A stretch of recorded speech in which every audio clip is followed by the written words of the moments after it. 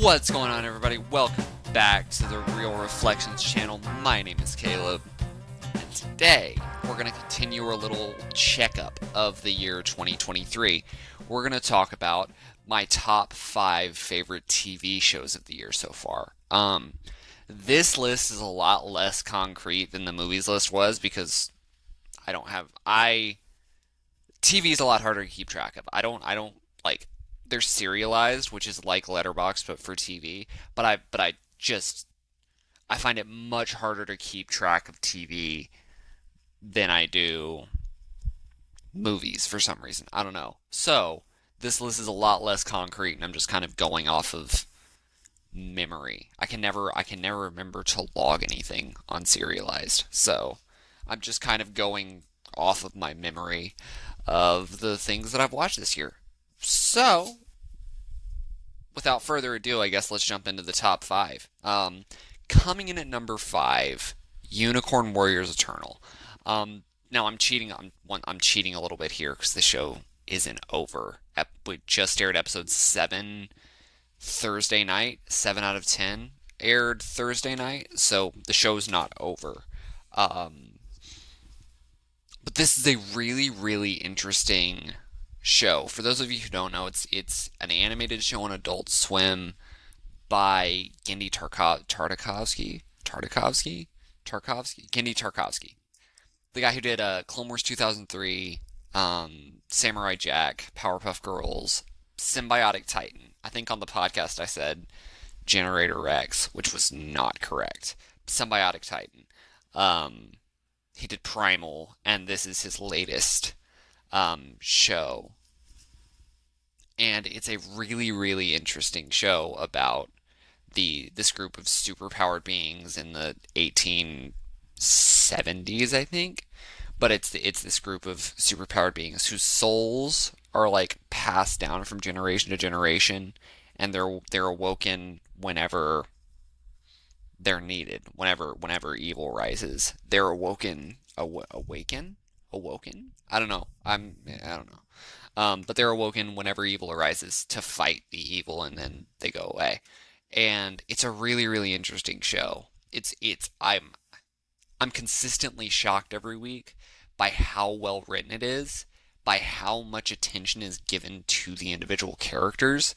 Like even in one of my reviews, one of my YouTube shorts, I mentioned that I didn't like a certain character, and then in the most recent episode, that character gets a bunch of development, and I actually kind of really like that character now.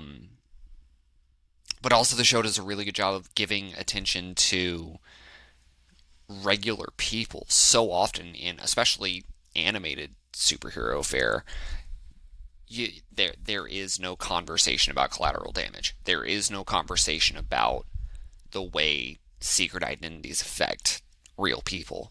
With this, there very much is that, and I actually find that really interesting. I think Unicorn is a really, really fun show. The action is really good. I love the animation style. It's like a mix between like Popeye and like classic animation and I don't know, like steampunk. It's really interesting and I really like it. Unicorn Warriors Eternal comes in at number 5. Coming in at number 4, you knew it had to be on this list somewhere. It's my favorite show of all time, and I'm a little bit disappointed that it's as low as it is. Ted Lasso. Ted Lasso season 3 was very inconsistent. There's a lot in this season that I adore. There's a lot that is this show at its absolute best. Then there's just some very inconsistent, like there's a couple episodes that I think it's the only season of Ted Lasso that I think has a couple of genuinely bad episodes. And the way they handle certain storylines it felt very weird, and the way they handle the finale, which is supposedly the series finale, felt very much like, oh, we're not doing what I thought we were doing. We're like, well, this show is not what I thought this show was. You guys don't see this show the way that the fans see this show. Um, yeah, but all that being said, it's still an excellent season of TV. It's still a fantastic season of Ted Lasso, and I still really, really enjoyed it. Jason Sudeikis is great. This might be Hannah Waddingham's best performance. Like, this might be her best season as Rebecca. Um, yeah, and the show once again was just a kind of a light in life, in a life of darkness. Ted Lasso's kind of a light, and Ted Lasso's kind of something to look up to, something to look forward to, and I really, really appreciate it for that. Um, yeah, I mean, it's wild that a show that I thought was really inconsistent this season can still make this list, but it can't because it's Ted Lasso and it's amazing. Yeah, that's my take on Ted Lasso season three. Ted Lasso season three comes in at number four. Coming in at number three, The Last of Us, HBO's The Last of Us adaptation. Um, this is in terms of like video game storytelling because this is an adaptation of a video game. The Last of Us is probably the best video game story ever told. It's one of my favorite stories ever told. Um, just that like the way the game handles morality and relationships and fatherhood is just beautiful. Um, and I thought this show was about as good of an adaptation as you could do. I think once you got into the last two or three episodes, the show kind of had a momentum problem where each individual episode was like incredible, but I didn't feel the urge to watch the next one. I watched the next one because I knew it was going to be good, but there wasn't like a thread pulling me through the rest of the season. It was just, I know this is going to be good, so I'm going to watch it. But I mean, the performances are incredible. Bella Ramsey is absolutely brilliant. Pedro Pascal is absolutely brilliant. Obviously, everyone's going to be talking about episode three. Um, One of the best episodes of TV ever, maybe. Just that. I mean, it's a movie. The episode three of The Last of Us is a movie. Um, just incredible, incredible storytelling. Yeah, just a fascinating look at what love is in the face of darkness, finding light in the darkness. I guess that's a recurring theme in this video. Um, yeah, The Last of Us. It's a brilliant show. There's a lot of people complaining about the fact that there's not enough zombies in it, and I'm I'm okay with the fact that there weren't that many zombies, honestly, or clickers. I'm okay with the fact that there weren't that many infected, because they told a really really great story, and the story they told didn't really need infected. Um, yeah, it's great. I think it started really strong, especially once you got into like episode three. It kind of got to episode three. That stretch of like three, four, five, and six is bonkers. Like just incredibly, insanely good. And then seven, eight, and nine, I thought you kind of had that momentum problem. The episodes are good, especially eight and nine, but I do think you kind of had a little bit of a momentum problem. And then the other thing with The Last of Us is I was always watching this season more interested in how they were going to do season two and how they were going to do that second story. Um, so there is that. There is that. That's like it didn't really matter how good the first season was. I was gonna probably be like that was awesome.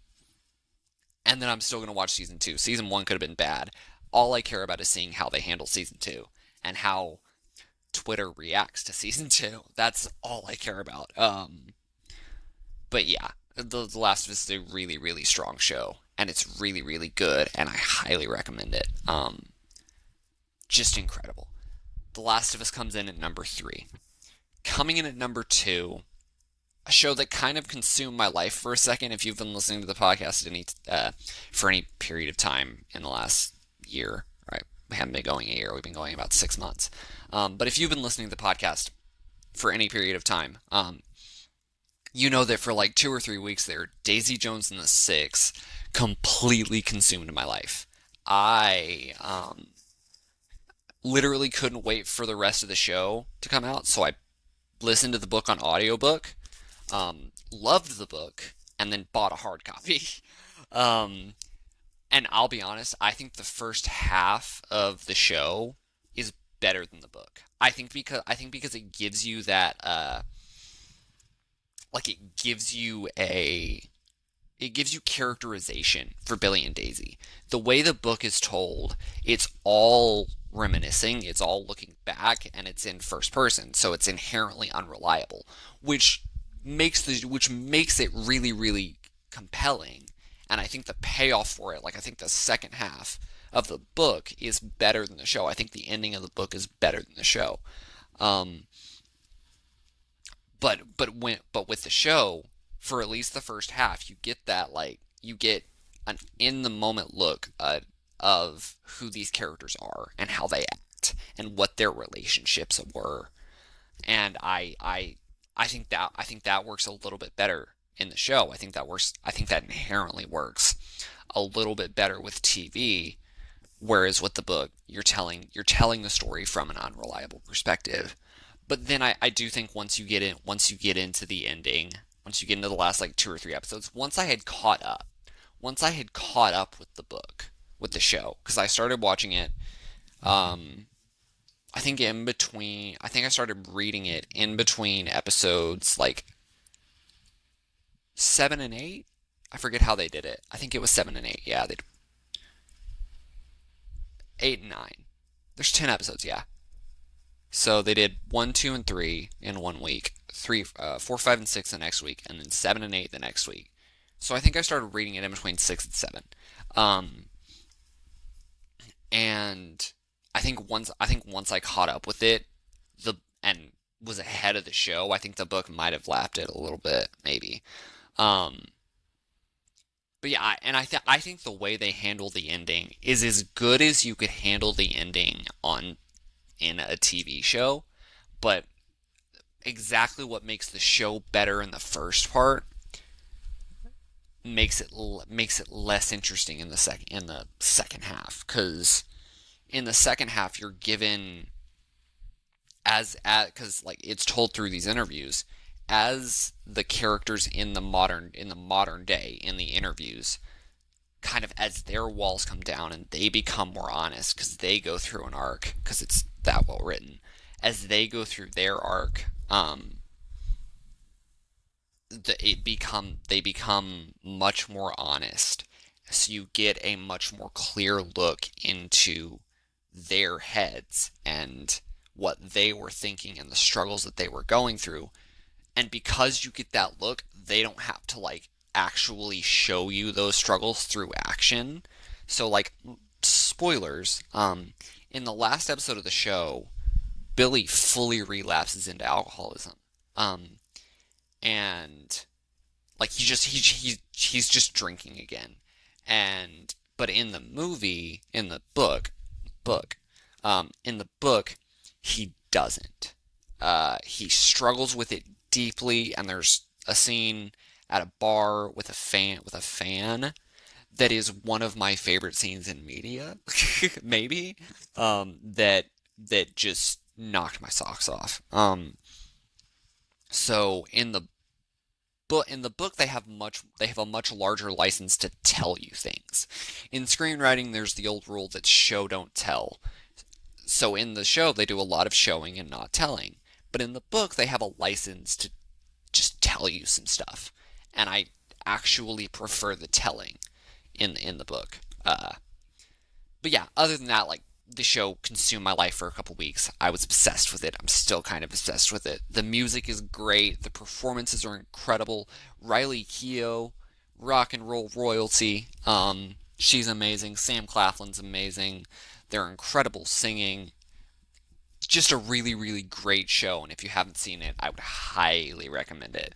Um, Especially because it's only a limited series. Like all the rest of these, they're probably going to do 4 seasons. Well, Ted Lasso is maybe done, but like with Daisy Jones, just go watch it. Like it's 10 episodes. It's really really good. Um, just go watch it.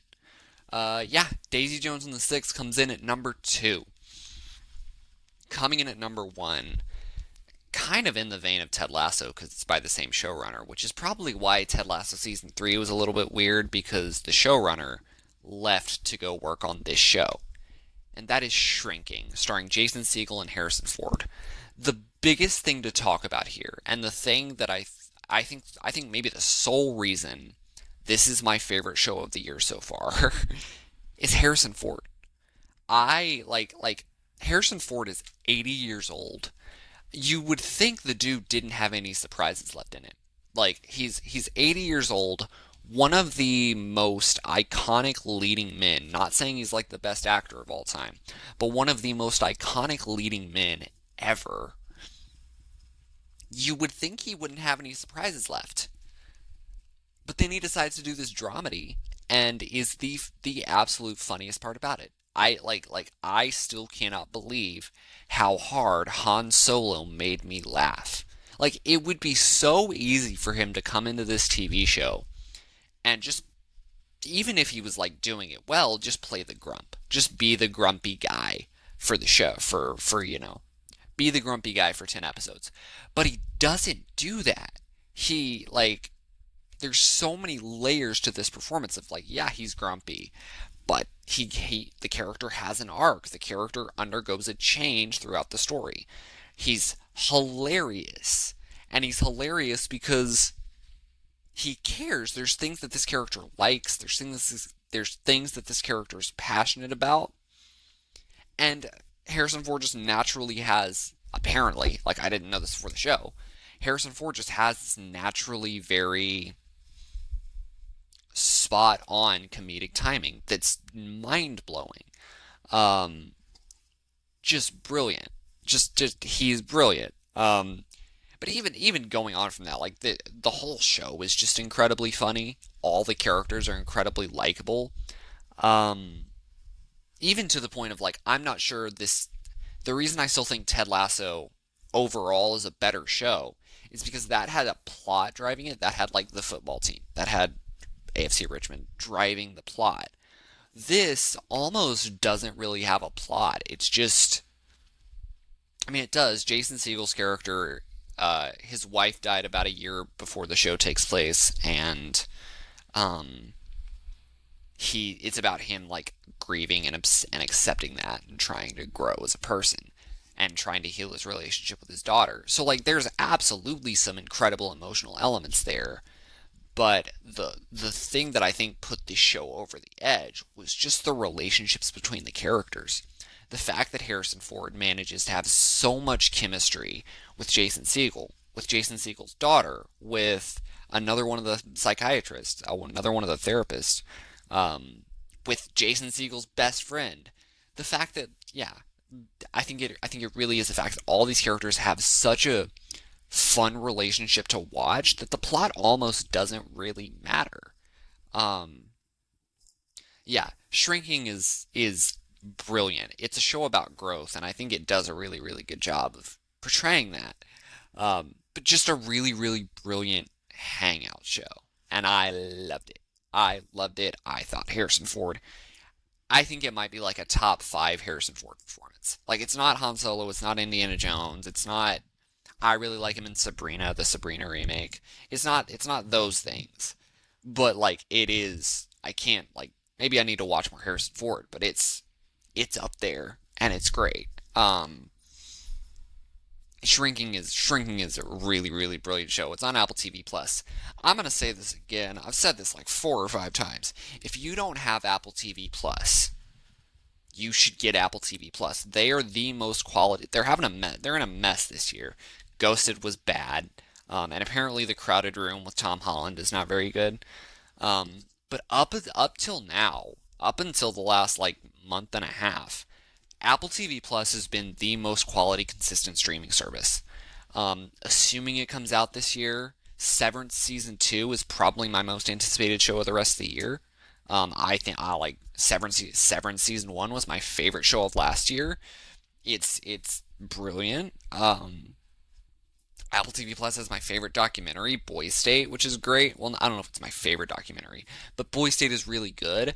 They've won Best Picture with Coda. Coda's really good. There's a Tom Hanks movie called Finch that's really, really great. Um, if you don't have Apple TV Plus yet, you should please go get Apple TV Plus. There's this weird hate for it, and I don't understand it. I'm sure I'm missing something, but I'm sure I'm missing something because it's the biggest company in the world. I'm sure there's something shady, but purely in terms of content, go watch Apple TV Plus. And yeah, that is my top 5 favorite TV shows of 2023 so far.